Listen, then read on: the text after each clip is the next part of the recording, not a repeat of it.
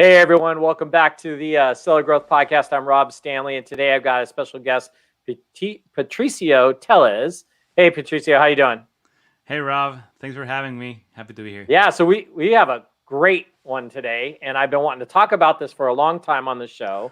And it's basically like sourcing from Mexico versus China. And man, this is one that I keep talking about to a lot of people, and I think it's so underutilized right now on why people aren't looking. I'm not saying that you get everything from there, but there is manufacture going on down in Mexico. And with some of these restrictions that have happened in the last, I don't know, 4 or 5 years with, increase in transportation costs and increase in tariffs, why would you not look at Mexico as a possible source for some manufacturing and products? I mean, that just blows my mind. People aren't looking there. I mean, it seems like to me, Patricio, that a lot of people, they go from China over to looking to India, but they're kind of skipping Mexico. Am I wrong? Exactly. Like first thing you do, and it's the same thing I did when I started. First thing you do is you go to Alibaba, and it's like everybody's is set on China, in China, and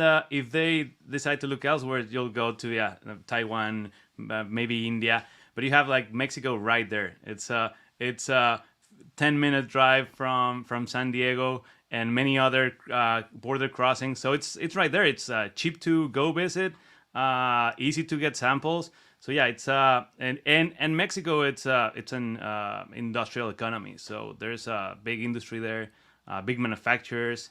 So yeah, it's kind of a no-brainer. Yeah, I agree with you 100%. I mean, if we're connected, right? You don't have to put it on a container or on a ship.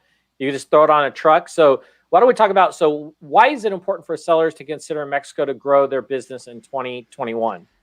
So I mean, the first thing, and I know, like everybody's heard of this, but nobody's like mindful of this. Like Mexico, it's actually the largest trading partner of the U.S. Like in total, products coming in and going out, it's like the largest trading partner, even above, over China. And as a trading partner, imports is the third after Canada.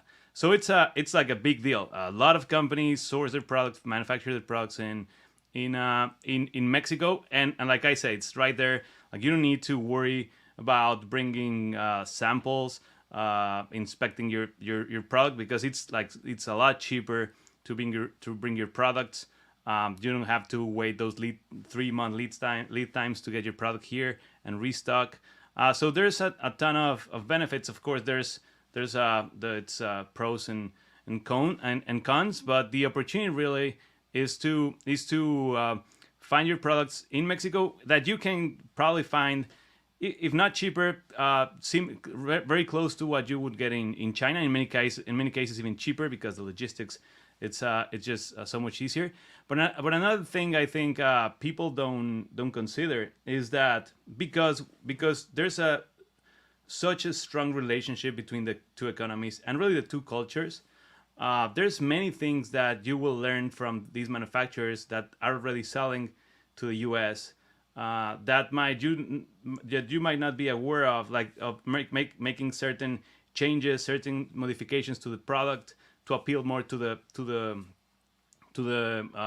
U.S. marketplace.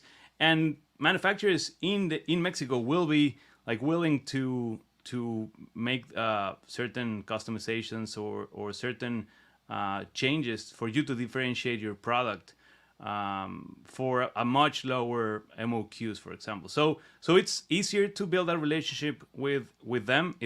They are probably on your same time zone.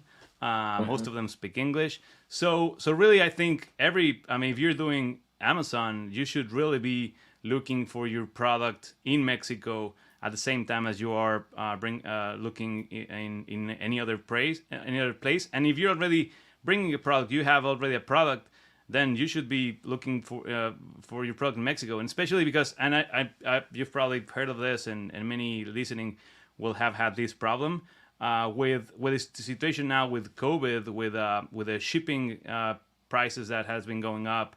For example, for us, our freight company, they wanted us to sign a commitment for a minimum volume throughout the year. So you're having these constraints from the situation of the global economy is in, that you're better off looking for a product in Mexico. You might get better prices. You'll be able to build a closer relationship with your supplier, and in the end, it's just gonna be easier to bring the product, and you're gonna get them here faster. So I think Mexico. It's a lot of people are overlooking Mexico, and it should be your first place to look for a product. Yeah, I agree with you 100%. So we got questions already coming in. This is probably the fastest time I've been on one of our podcasts, and there's already questions pouring in, and that's awesome. So everybody, please hit that like and subscribe. If you're on our YouTube channel, down in the corner, there's a red and white thumbs up button. We'd appreciate hitting that. And lots of hellos. Hola, everyone. And welcome to the podcast. We appreciate it. My Spanish is not the best, so Patricio helped me out. But yeah, here comes the question. So let me throw some questions at you before we get on to the next question I have. So we do have a quick one that came up. It says, can sellers from Canada source from Mexico? I mean, you could source from anywhere, I assume. So I don't think that's an issue. Yeah, and especially because there's a trade agreement in place. It used to be the TL CAN. Now it's the Mexico, US, Canada agreement that was renegotiated last year. But I mean, if you live in Canada, you have all the same. I mean, it's gonna be the truck is gonna take a little longer to get to you, probably a week more. But we have the trade agreement in place.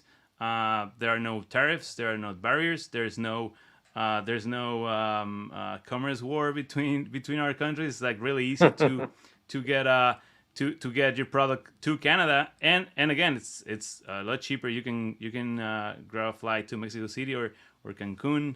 It's always cheap to fly from the U.S. and Canada from anywhere to Cancun. So you can, you can be there in no time. It's really a lot cheaper to go and visit. A lot simpler, easier. Everybody speaks English.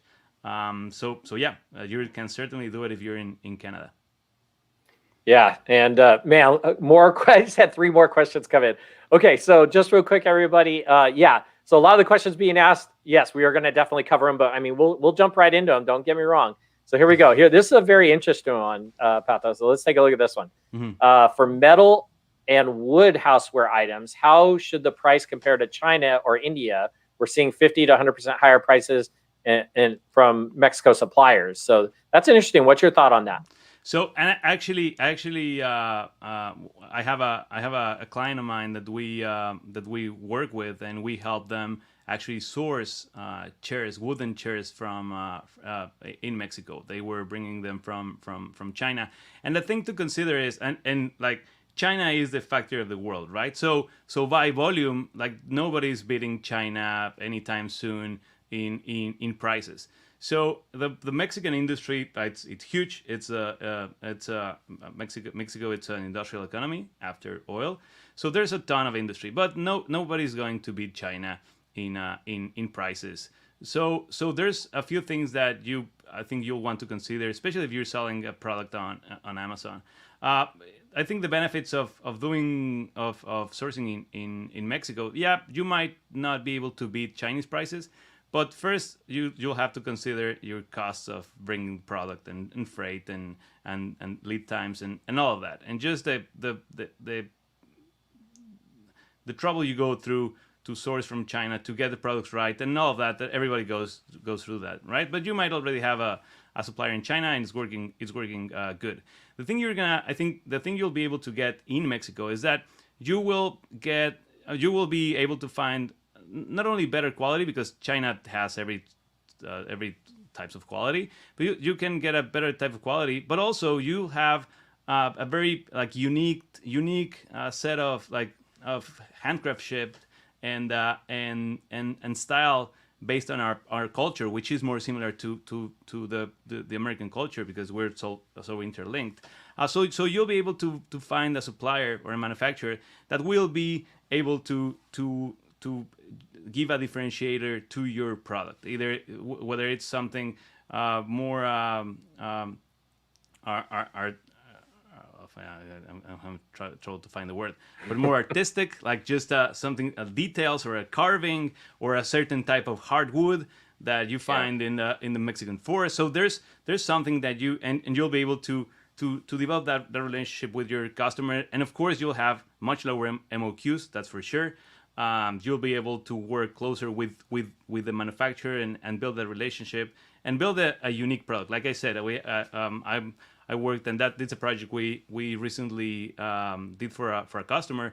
One thing people don't know is Mexico is the manufacturer for like all these big hotel chains in the South America, Central America, and the Caribbean for furniture, for example. So we were able to find a big manufacturer of furniture that supplies all these products to all these furniture, wooden furniture products for big hotel chains. So we were able to get a really, really competitive price for those chairs, but they were also able to do a certain type of fabric with a differentiator that it would have been a lot harder to do in China, or they would have required to bring a much bigger shipment, and then it's a lot easier to get it to the U.S. So you want to get it across border and sent direct to Amazon warehouses.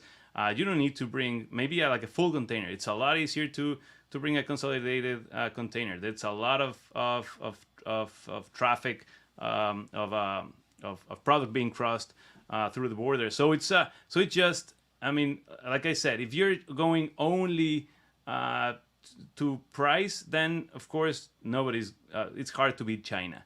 But you'll be able to find similar prices, better qualities, and overall build a much better product if you spend the time in developing those suppliers in Mexico.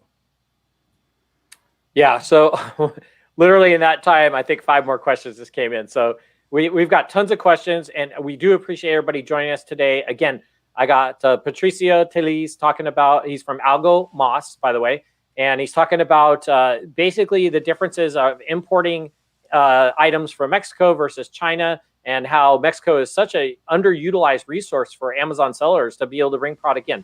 And again, just to reiterate what he said, not every product's available down there, but why not look at some of the products down there? I mean, I think there's some great resources down there, and definitely untapped source, I think, because everybody keeps going to China, and I did too, don't get me wrong, but there's some great stuff down there. So if everybody hit that like and subscribe, I really appreciate it. And Pato, hang tight 1 second. We do have a quick commercial break we got to take.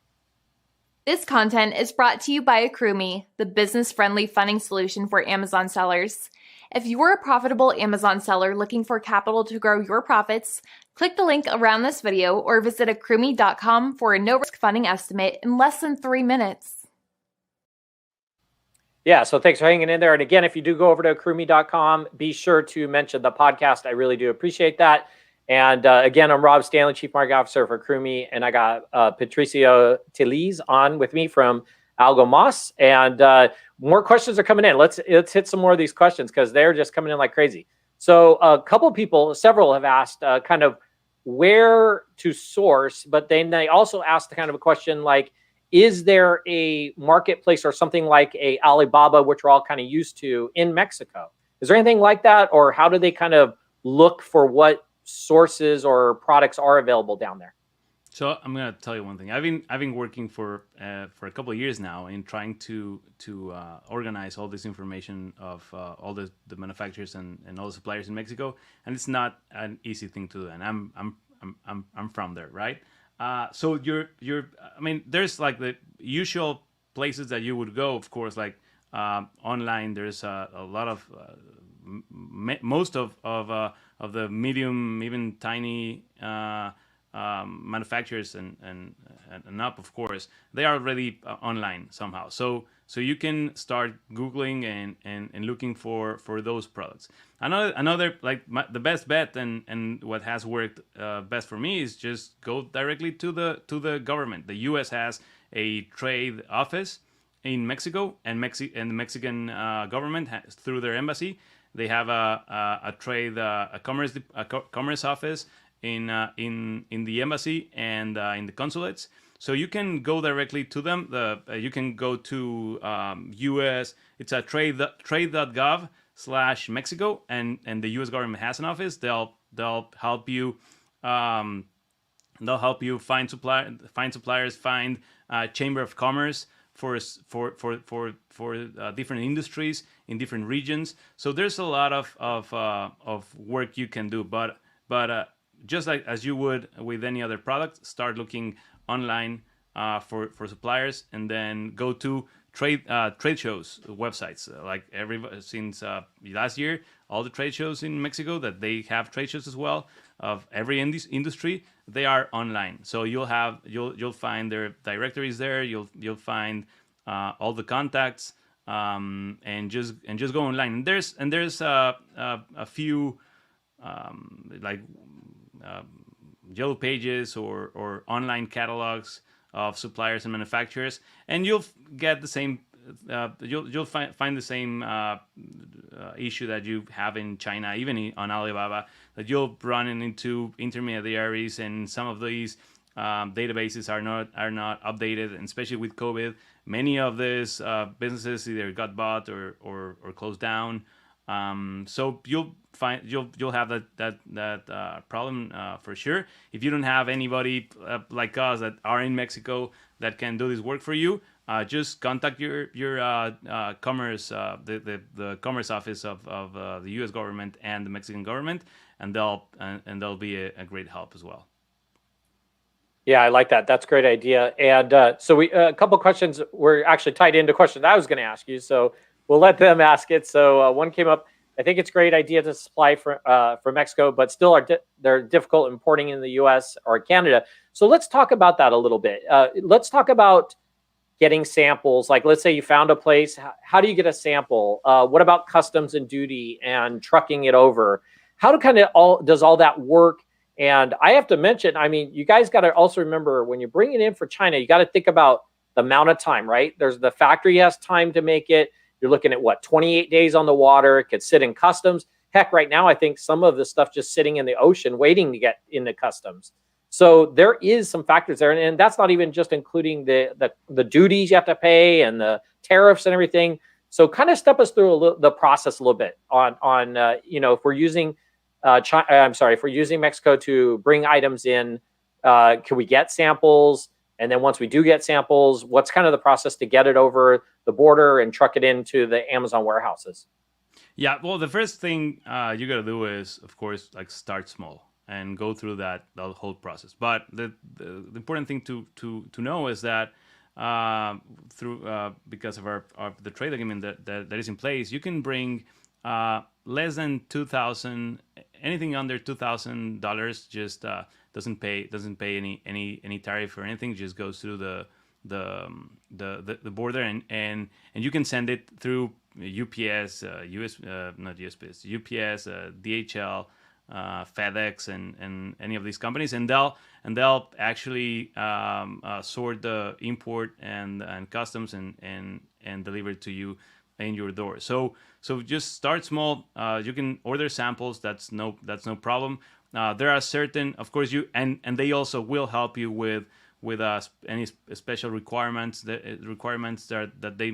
there might be for certain types of goods of wood. You need a certificate for certain types of children toys. You'll need a certificate of the paint without what's the word for plomo? Oh, no lead, right? Lead, the lead exactly. issue. Yeah. So there's same as you would from any other place. You send it to a certified lab, a U.S. certified lab to verify the paint and verify the materials. So they can help you with that. So you'll know before you send if that's something that you're able to sell. So to send. So even me that I'm from Mexico, I use the one of the big these companies, DHL, one of those, to send my products and have them sorted out. And then once you already got the samples, or you can like always fly and visit the factory, or just if you're near the border, you can always go there and look at the product in the other side. But once you want to bring a product or a larger shipment over $2,000, you're gonna need to use it's called an agente aduanal, which is like a customs agent. It's a company that you need to use to create like a legal import of the product and handle the paperwork and everything. So there's a ton of companies that work that do that, customs agents, and they'll guide you through the whole process of what you need, any certifications, any paperwork on the Mexican side, on the U.S. side. So you want to work with a company that does this. It's a special type of company that has that is able to work directly with customs in Mexico and working your behalf to do a legal export of a product to the U.S. So and there's a ton of companies, and I can give you the contact of the one we use. Yeah, that's great. So I mean, that's technically no different than like when you're dealing with China and you're importing into the U.S. because you have to have a company, you have a bond, and you bring it in through customs. So that really is no different than what you're doing down there. So you're just using probably a different company that specializes in bringing stuff in from Mexico. So I'm getting a lot of questions about what products are available in Mexico. So don't answer that yet, Patricio. Hold on one second. We got one more commercial, everybody, and then we'll come back and we'll talk about the different products that you can get from Mexico and also how to get them. All right? All sellers are looking to grow their business. Why not take advantage of the AccrueMe.com Grow Now and Pay Later option?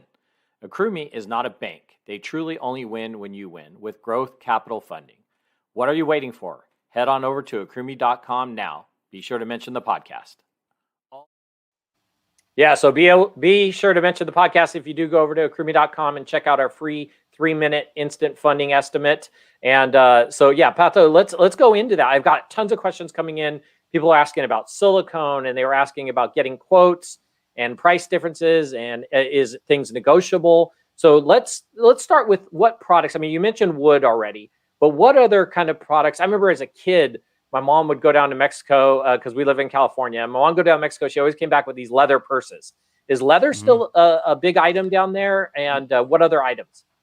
There's a really big leather industry, and just shoe manufacturers and purses and everything like fashion related, and furniture and everything with there's a whole region of the country, the central region, that one of their main industries is leather. But so let me say this first.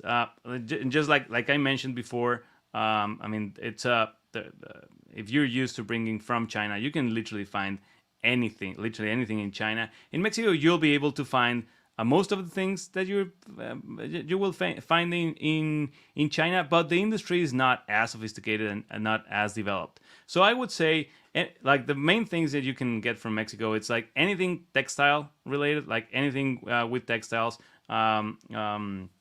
fabrics, and this goes to like everything, that clothing, decor, like purses and backpacks, and so there's a big industry in everything that's related with textiles. Another big thing, and I've seen a lot of U.S. sellers actually take advantage of this, is everything gold, silver, jewelry, decor. That there's a whole towns dedicated to creating products with metals.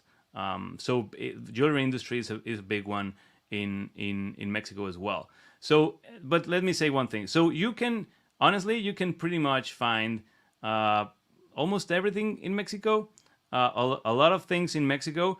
But I'm gonna say that the most important thing to consider is that you'll be able to find unique products, because if most sellers are bringing their products from China, from Asia, you'll be able to find similar products but with a unique differentiator, whether it is in the craftsmanship, whether it is in fabrics, in patterns.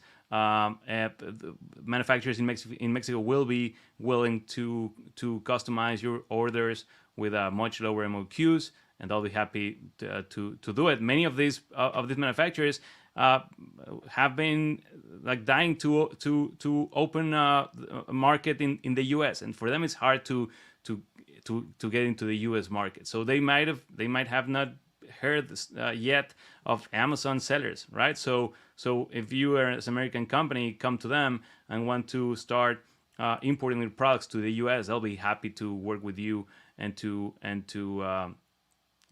give you a great deal just for having a U.S. based client. So I think that's a big one. The fact that you can and consider this, because the U.S. culture and Mexican culture are so interlinked that we're already very used to consuming Mexican products. You might not know. Look at the products you're selling. Look at competition, and you will find that product made in Mexico, right? So maybe start from there. Who go to the which are public records, to the import records, and you can hire a customs agent to do this, to find where are they shipping from.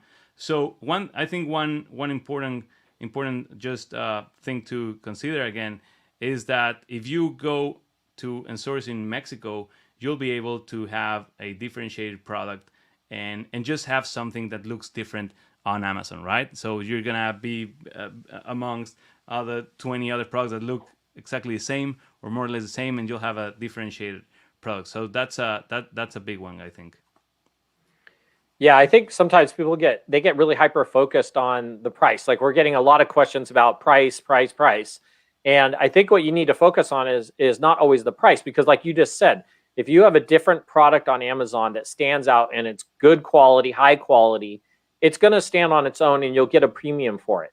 I mean, I've told stories in the past that, one of the things I did on my iPhone website when I had one of the biggest iPhone supplier of parts in the United States. And one of the things that set me apart and why I always got more is because I was very focused on quality. I wasn't trying to race to the bottom and get the lowest quality item. I was trying to give you the best quality item. And I think that's something that, focus on that more than always the price. What makes it different, what sets it apart, and how high is the quality. So we do have a couple of people asking about whether there is any injection molding, like either plastics or silicone injection molding down in Mexico. Yeah, there's a big industry for that as well, and those are easy to find online, and I mean probably like the molds are gonna cost, I think, if you're lucky, it's gonna cost the same. They might be a little bit more expensive in Mexico just because they don't have the production volume and they don't have the production capacity that they have in China. But you'll be able to a lot of the U.S. products, silicon-based products are made in Mexico. There's a huge industry that serve big companies in the U.S. So you'll be able to find those manufacturers as well. Of course, the one thing that you'll face there is two things really. One is the production capacity. There's I mean, China is by far much bigger. The much larger industry. So one is the production capacity, and the other one is it's probably cost, because of the limited capacity. You'll have probably you'll have to probably commit to a larger production that you maybe would in China, specifically for silicone. Yeah, they did have a follow-up question. They were asking about they were asking where they could get a list of injection molding people, so just kind of briefly tell them again, like if they're trying to research how to find products and manufacturers down there. You were, I think, saying going through the government, either the U.S. or Mexico government or both, to kind of research. So follow up with that a little more. Yeah, and look for the silicon industry chamber of commerce, and you can go to both governments have trade offices, right, here in Mexico and the U.S. So you can go to trade.gov/Mexico, and you can get in contact with them, and they'll guide you through how to contact these chambers, and how to find those suppliers, and you can do the same in Mexico. They have the Mexican embassy and the Mexican consulates. You can call them. They have a trade office, and they promote Mexican industry. So you can give them a call, and they'll contact you. They'll transfer you to the their trade office, and it's the best place to start. After Googling and just on the internet, you'll find a lot of those companies. Yeah, exactly. So had another good question come in. I'm going to put it up on the screen here. And we were talking, you were talking a little bit about it, the trade shows. So what are some of the trade shows that people can attend down in Mexico that maybe could help? And of course, man, I'd love to go down there. I'm just waiting for things to open up a little more. But go ahead, tell them what are some of the trade show names, or maybe how did they find a list of trade shows? So I mean, and you can always use Google Translate. So the trade shows in Mexico are like called expos. So expo, right? So you can just go into Google Translate and look for whatever you want. There's like a huge industry of trade shows. There's a ton of trade shows, so you can always look for them on in Google. Or the main, probably one of them. There are two main venues for the big trade shows in Mexico. One is the World Trade Center in Mexico City. So just go to their website and you can see all the events they have. And the other one is City the Banamex Expo Trade Show Center. So you'll find, but there's a ton of them, and there's like each bank has its own exposition center. So you can go to the venues and find the calendars, or go online, and there's like, just like it is here, there's a big toy fair, toy expo. There's a big expo for silicon-based products as well. Back to school. There's really all anything you want to find. You'll have a trade show for that. But the best place to start is, of course, like Google. Yeah, that's a perfect one. Just remember the expo. Expo, yeah, the expo. So we've got lots of people. So first of all, a lot of people are asking about how to contact you. That'll be at the end. I will tell you how to get a hold of Patricio, and we do have lots more great information. And hit that like and subscribe. Keep those questions coming. We do have lots of questions coming in. Asking a lot of questions I was going to ask you. So that's great. Everybody's involved, and we love seeing everybody on here. Yeah, for sure. They're definitely in on this, and that's great, because I think it's a very important thing. We do have a quick break from our sponsor. Here we go. This content is brought to you by AccrueMe, the business-friendly funding solution for Amazon sellers. If you're a profitable Amazon seller looking for capital to grow your profits, click the link around this video or visit AccrueMe.com for a no-risk funding estimate in less than 3 minutes. Yeah, so be sure, if you go over to AccrueMe.com or app.accrueme.com, be sure to mention the podcast. I do appreciate that. Once again, I'm Rob Stanley, Chief Marketing Officer for AccrueMe, and I got Patricio Tellez from Algo Moss. And today we're talking about, basically sourcing from Mexico versus, sourcing from China, how different it is. So a question did come up, and I don't need to flash it on the screen because I was going to ask it too. What about paying the suppliers or paying the manufacturers down there? How does that work? Is that just something Western Union, or do you do a wire? Kind of go into that a little bit. Yeah, you can. I mean, the Mexican financial system and the U.S. financial system are completely linked. There are many U.S. banks operating in Mexico, so you can always do a wire transfer, ACH transfer. You can do money orders. There's a huge industry of that you can do, and many of the companies in Mexico do have U.S. accounts, like U.S. banks that have an account with. So that certainly makes things easier. Or, I mean, you can always do transfer wise what we use with our Chinese manufacturers, but you can do that with Mexico as well. But the easiest thing that you can do is either a money order or just regular wire transfer. Yeah, that's good to know. I mean, it's pretty similar. Follow-up question to that though. So, like a lot of times when I'm dealing with the China manufacturers back in the day, it's like you could put a certain amount down while they were, getting into production, like call it 20-30% down, and then once it was getting ready to either export or come back over, or when it arrived, you'd pay the rest. Is it kind of that same process with dealing with Mexico manufacturing? So depends on the manufacturer, because remember, like I mean, China, right? China is like very used to working with overseas clients, and that's a very like standardized way of working with them. You'll for the most part you'll have the same conditions dealing with any manufacturer in China. And the thing in Mexico is that you don't have that level of like sophistication, or it's not as developed just because the sheer size of the Chinese economy.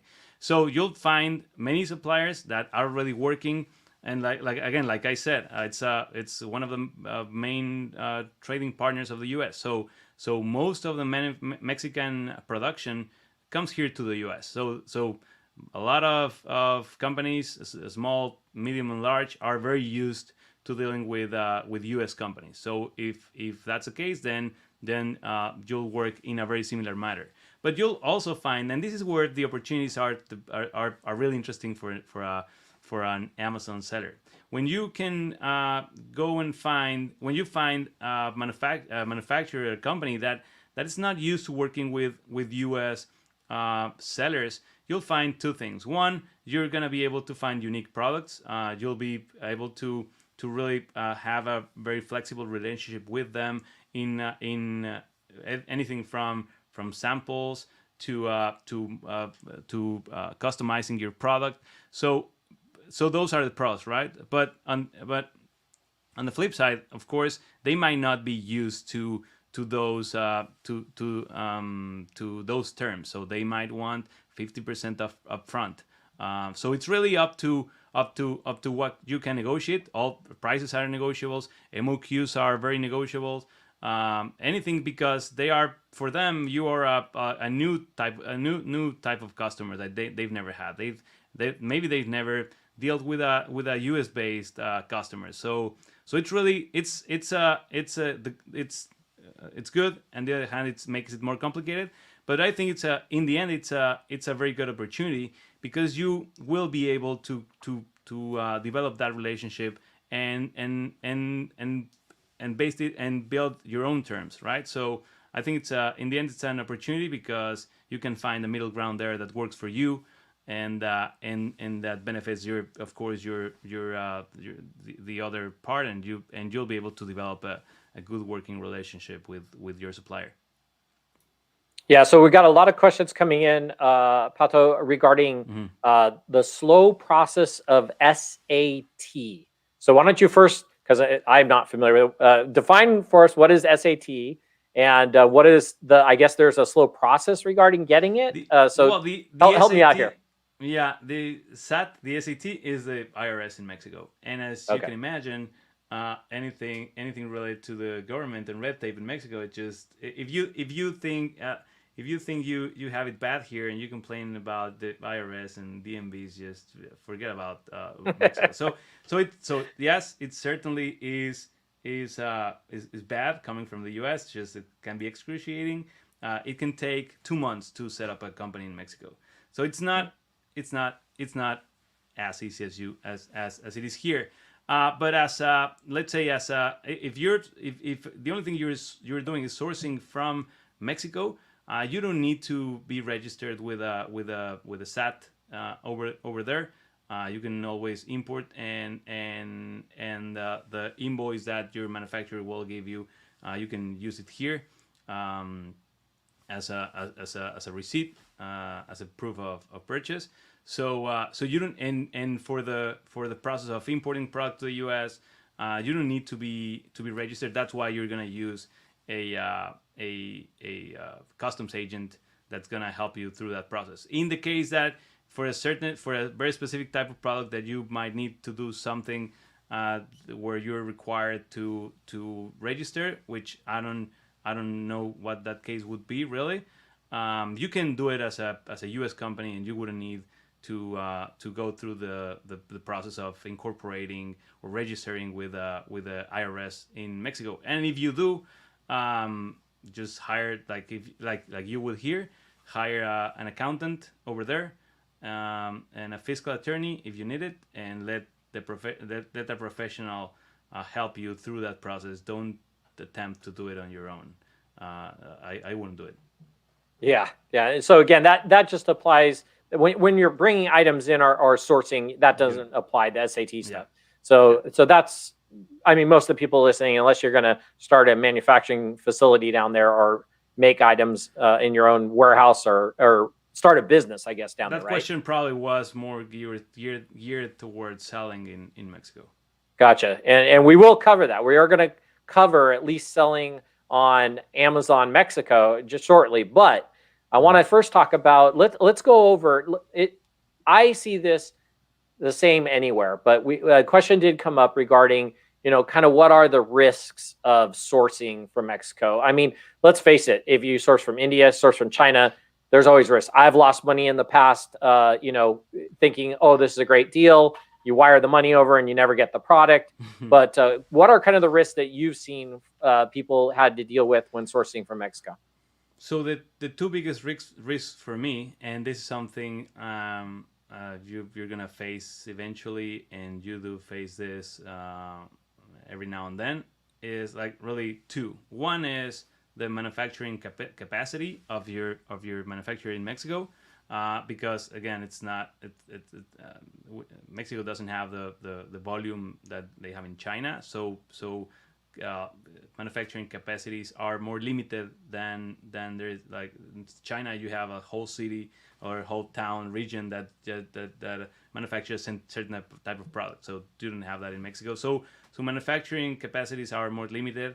So you need to be in contact with your supplier and just work ahead of time in securing your product and the quantity that you want, and especially in peak times, you want to be sure that they'll be able to produce the product for you. So that's one thing, and you'll have that problem from time to time where you want to order more. You're gonna stock up on products for Q4, and if you didn't do it like with enough time, you might find out that they can't produce the quantity that you're asking for. So that's one thing. And the other is one thing that you will have especially with smaller manufacturers or less professional, let's say, less industrialized, is that they might not have the same material available for your next order, or if you're doing something like very artisan, like a pattern or a textile with a specific sew on it or something, the product might change from one to the other. The color might be different because they're using a different supplier for different pigmentation.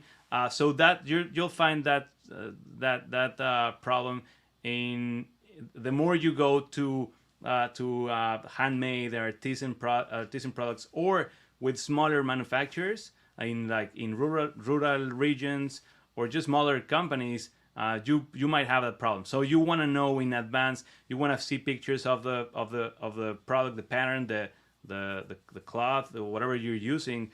You wanna be in contact with the manufacturer to be sure that they know exactly what you expect, that you expect exactly the same thing, and through the process of production, you wanna just be vigilant of what they're doing with an open communication, because that's something that can happen and probably will happen at some point. Like I said, if you go with a smaller suppliers, that's what you'll get. So those are like the two big things. And then of course, just like with China, you wanna know that that you have the samples. You want to know that they exist, that they are an actual business. But you can always like fly in. It's cheaper. You can have somebody to inspect the products in Mexico. So it's not. I don't think it's I don't think it's a lot different than it is from any other country. But like those two things, especially, you need to consider. Yeah, that's great info. And hey, everybody, please be sure to hit that like and subscribe button. If you're watching us on YouTube, bottom corner, if you hit the red and white like button or the thumbs up, we'd really appreciate it. And be sure to subscribe because we got great guests every Tuesday and Thursday live on the podcast. And today, again, I got Patricio from Algo, and we're talking about basically sourcing from China. Now, everybody who sells on Amazon in the US is always trying to figure out, where do I sell next, right? Do I go to Europe? Do I go to Canada? I think you should think about Mexico, and we're going to talk about that next, so hang on. This content is brought to you by AccrueMe, the business-friendly funding solution for Amazon sellers. If you're a profitable Amazon seller looking for capital to grow your profits, click the link around this video or visit AccrueMe.com for a no-risk funding estimate in less than 3 minutes. So again, if you head on over to app.accrueme.com or accrueme.com and hit the sign up for the free 3-minute instant funding estimate, be sure to mention the podcast. I really would appreciate it. So let's jump into it. Yeah. So let's talk about selling on Amazon Mexico. I mean, there's so many people who have great products here in the United States. They're looking to expand outside, either to Europe or Canada. But what about Mexico? Let's talk about that and tell us, what are the benefits of it, and kind of what's the process for it.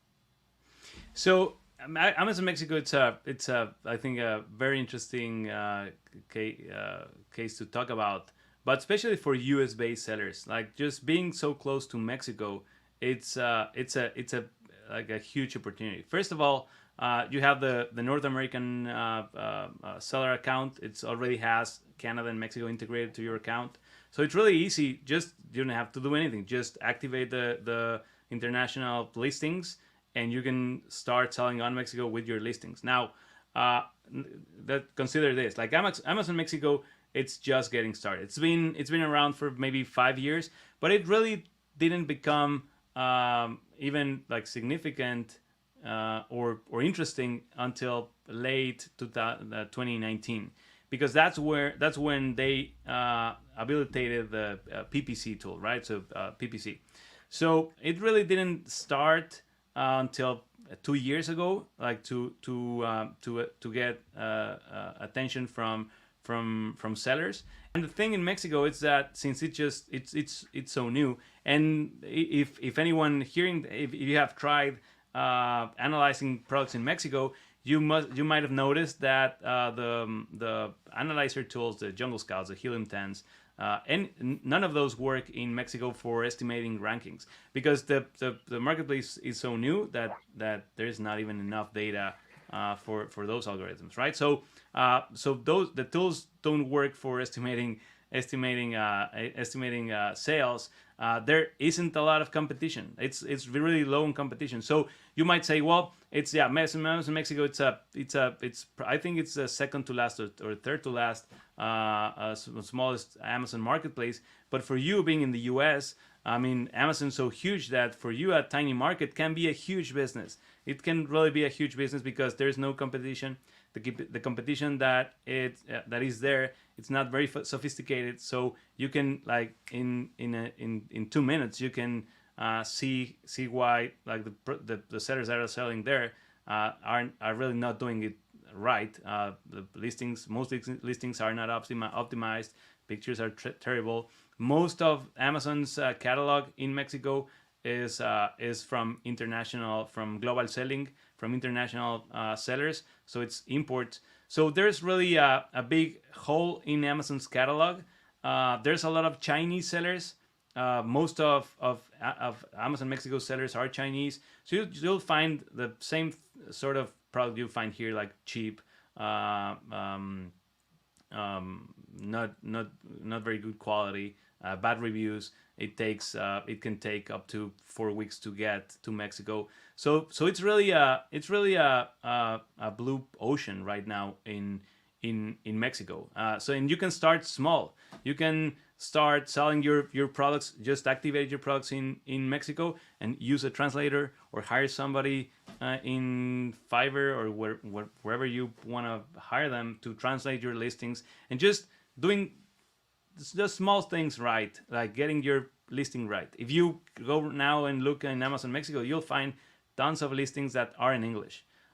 They didn't, or the seller used the automated translation tool that Amazon gives you and just does a horrible job. So just take the time to translate your listing, do it right, get good pictures, and you'll start selling products as an international seller. And really that there's just Amazon makes it very easy now. And after you've identified good products that have traction, or the other thing, the important thing is just look at Amazon US. Again, the Mexican culture is so interlinked with the US culture. We're so close that basically Mexico follows a few. It used to be 2 years behind. Now with all internet and all this, probably 6 months behind what's going on in the US. So anything that you see working in the US very probably will work in Amazon Mexico. It's just a matter of having the offer right. So, but I mean that's I think that's for me. We're focusing very strongly on growth in Amazon Mexico because it's such a big opportunity right now. Yeah. So just to point a couple things out. So we do have a really great person coming on the show that's going to be talking about translations. And anybody who's interested in kind of finding that out ahead of time, you can go to AccrueMe's.com's website, use the contact form, put my name in there, and I'll be happy to give you that information on who's coming up on the show that can help you with doing translations, not just in Mexico, but throughout all your different Amazon listings. And Patricio, wow. So there's a ton of questions came in that were very specific. So here's how I'm going to help everybody out. So what you need to do is, if you want to contact Patricio with your very specific question, go over to the AccrueMe site. Okay, the video is live on there. You can rewatch the video because I know some of the questions that came in we actually covered. So be sure to go back and listen to the video, or watch the video and listen to the podcast, because we did cover quite a bit of information, and a lot of it was covered that people were asking. But his contact information is in the description of the video. So all you need to do is go over to AccrueMe.com, click on the actual video. You'll find it. It's in our podcast section. So go look for the podcast section. Click on the video. The contact information is there. And again, if you need information regarding the translations, go to the contact page on AccrueMe and just mention my name or the podcast and that you're interested in the translation information. Again, Patricio, I really appreciate you being on the Seller Growth Podcast. A lot of great information. I've been wanting to talk about this for a while. I think we're going to have to get you on again because there were so many questions coming in, and we'll have to maybe do a whole nother thing. Actually, what we'll do is we'll do a whole segment on selling because in Amazon Mexico, because we just barely touched on it because I wanted people to know more about sourcing. So thanks so much for being on, everybody. Be sure to head over to AccrueMe.com and check out the free 3-minute form to get a funding estimate. And Patricio, we'll line up for you to get back on again on the show. Thanks so much. Sure, let's do that. Thanks, Rob.